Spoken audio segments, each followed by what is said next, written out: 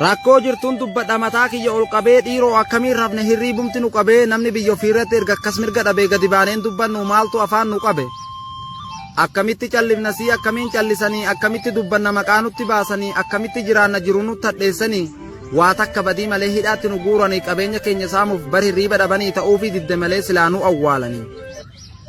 walloo koo yaa abbaa dhugaan keeti abshirii halagaa yoo marfamtes abdiin kutin abshirii balballi yoo cufame karaa hin dhabu aarrii walloo roorroon cimattee ka'ii diina manxarii ofumaaf obbulchina malee nun bulchu amaarri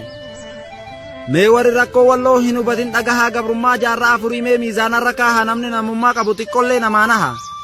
yaa namaaf lafa walloo akkamitti as geessanii gabrummaa jaarraa afurii kana akkamiin dandeessanii jedhee yoon hin gaafadhu deebinaaf deebisanii isa kamsitti himannee duuba isa kam dhiisanii silaa tokko hin jiru wanni nu mudatini akkuma bineensaatti nu adamsaa turani isa kaanis ajjeesaa isa kaan fannisanii lafuma keenya irratti ibiddaan nu gubanii akka nuti hin baranne mirga nu dhowwatanii jaarraa furguutuudhaan mataa gannu tumanii takka harkan kennine nuti sodaa isaanii gaafa irra aannes milkii gaafi nurra aananii si waan hin ta'in qabna yeroo isaan naan jedhanii garaan koo obsa dhabee jiruu wallaalee ammas keessuma jirre jechuufan boohi'anii walloo shanee hin jettan osoo kan hubattanii rakkin ummata keenyaa kana bichaa miibara hanga xiqqoon dubbadhe guddaa garaana jira alhamdulillah garuu kunoo as keenye jirra akka namaatti hin jirru akka rabbiitiif jirra hidhaaf dhiitichaan diinaa hafuu baatus nu bira hanga har'aa obsine obsa fixannee jirra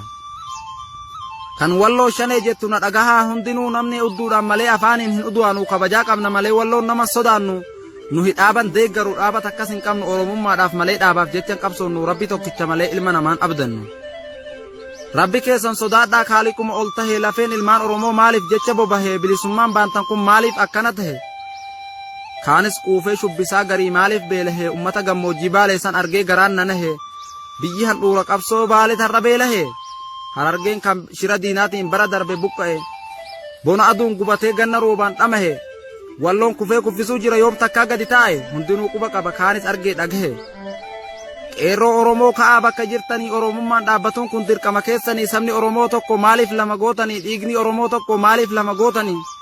osoo walloon hidhamuu osoo baalee beelahuu osoo harargeen bohuu bilisoomne jettanii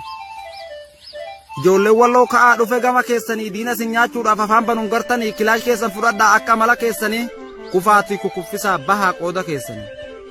waan ibiddaatuun biyattu ibiddaan maa taphatti walloo safaadhaan biyya kun muka cabsa namatti oromoo fakkaattanii harkan laatinaa nutti takkaan sabaaf dubbadhaa takkaa galaa diinatti diinummaa keessan biyenneet sin eegganna fagootti